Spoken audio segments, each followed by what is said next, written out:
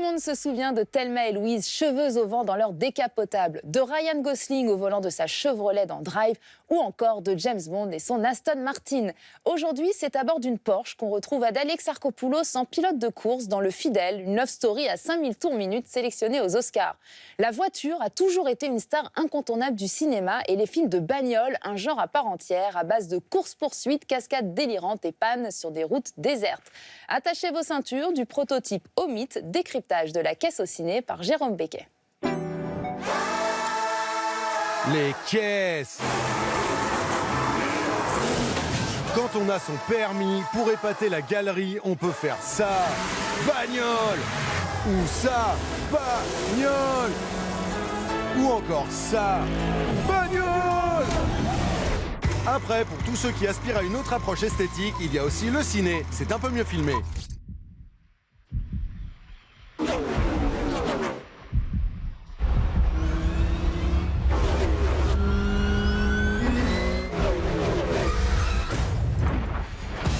Et oui, depuis les années 50, les réalisateurs n'ont jamais économisé sur le carburant pour imposer la bagnole au grand écran. Steve McQueen et sa Ford Mustang, Michael J. Fox dans sa DeLorean, ou encore James Bond à bord de son Aston Martin. Autant de héros qui, grâce à leur belle carrosserie, vont stationner pour l'éternité au parking des mythes cinématographiques. Dans certains films, on se demande qui est le héros, l'acteur ou l'automobile. Alors, comment ce simple outil du quotidien est-il devenu un tel moteur à fantasme au cinéma? Et si de Tarantino à Cronenberg en passant par Carpenter, tous s'en emparent, n'est-ce pas parce que la voiture est l'objet idéal pour véhiculer des émotions et des idées? Le temps d'une enquête, Chicha a coupé le moteur et regardé dans le rétroviseur.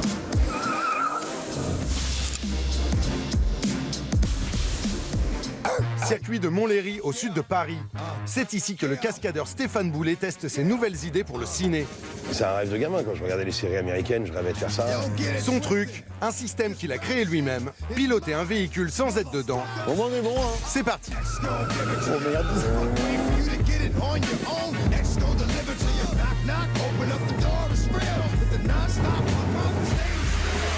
Le premier film qu'on a fait, c'est Largo Winch. En fait, c'est une demande qui était compliquée par rapport au réalisateur. Il voulait absolument qu'on voyait les comédiens dans le véhicule.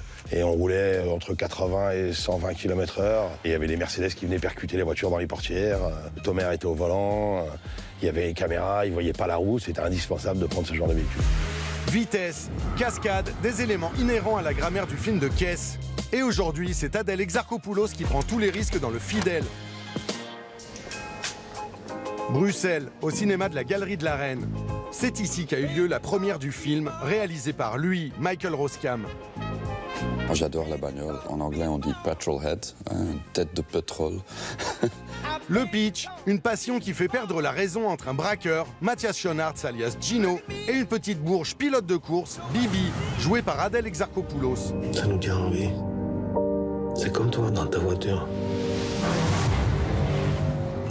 Dans le cinéma de Roskam, la voiture détermine tout l'environnement sociologique de ses intrigues. Le Fidèle ne déroge pas à la règle. Et j'ai choisi le Porsche. Je trouve que c'est une voiture de sport très unisexe. C'est une voiture qui a sa ligne magnifique. La 911 s'inscrit en effet comme un véritable prolongement de l'actrice. C'est toujours une voiture avec une personnalité, avec du caractère, qui exprime l'esprit et la personnalité du personnage qui la conduit. Hein, elle conduit vite, elle est amoureuse, elle est encore plus vite. Mais quand elle est fâchée, elle est aussi très vite. Mais ça se traduit tout de suite dans son style de conduite. Pas tellement dans sa voix.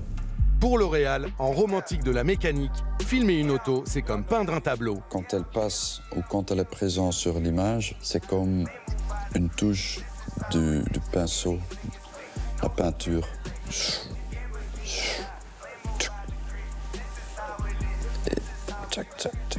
C'est vrai. C'est un dynamisme pictural dans l'écran.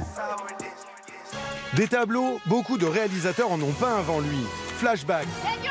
1955, James Dean incarne une jeunesse en crise dans la fureur de vivre. Mais au lieu de jeter des pavés, sa rébellion en pionnier du genre, il l'exprime à travers sa Chevrolet.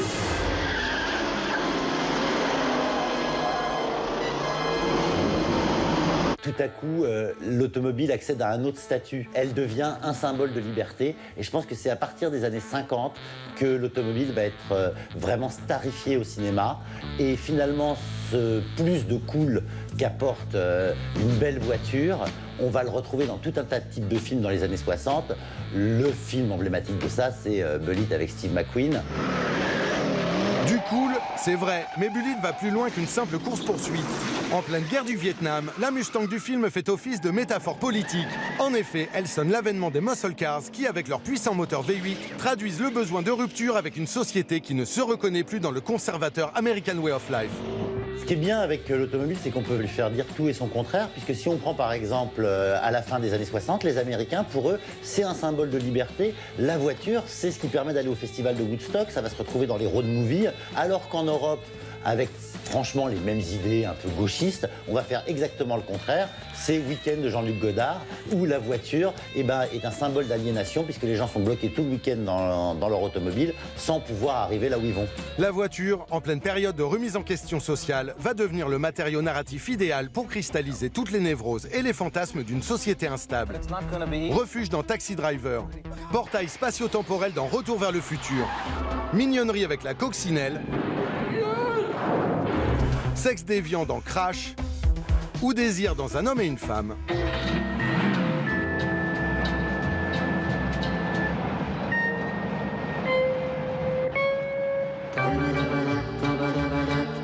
La palette émotionnelle de la voiture est si vaste que petit à petit, on en vient carrément à lui donner vie.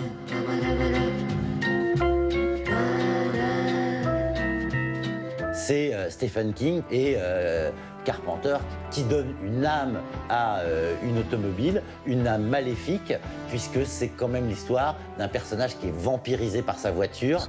Mais voilà, aujourd'hui, dans une société traumatisée par l'effet de serre et qui prône le zéro risque, le fantasme automobile dévie de sa trajectoire. Fini les voitures qui tuent et qui polluent, la bagnole au ciné devient désormais le porte-parole de la cause écologique et de l'ultra-sécurité. En fait, quand on prend la voiture et quand on la repositionne dans le contexte actuel, c'est plutôt source de problèmes. Les radars, les PV, la pollution. Et la réponse, c'est de la remagifier. Soit on repart en arrière, une espèce de super vintage, soit on les projette dans le futur. Et c'est sujet à fantasme, à utopie, à délire, même presque quelquefois. Les constructeurs l'ont bien compris. Exemple, Lexus et son Skyjet dans Valérian ou Peugeot dans Blade Runner. Leur placement produit montre au public que désormais, ils construisent l'avenir et le ciné leur sert de vitrine. On a des propositions très science-fiction avec des projets ou des concept cars, des choses assez mutantes. Et c'est ça maintenant, le placement produit. On n'est plus sur quelque chose du quotidien puisqu'on propose des prototypes. C'est une espèce de laboratoire de ce que sera la voiture ou la mobilité demain. Elle est drivée par l'intelligence artificielle, elle flotte dans l'espace, elle a un moteur à hydrogène. Enfin, voilà, on teste les références du futur. Voilà, bon, rassurez-vous, les courses-poursuites ne vont pas se faire tout de suite en autolib, mais ce qui est sûr, c'est qu'avec une bagnole en porte-parole de préoccupation sociale, pour conclure, mieux vaut miser sur la banquette arrière d'une voiture à hydrogène que sur un diesel.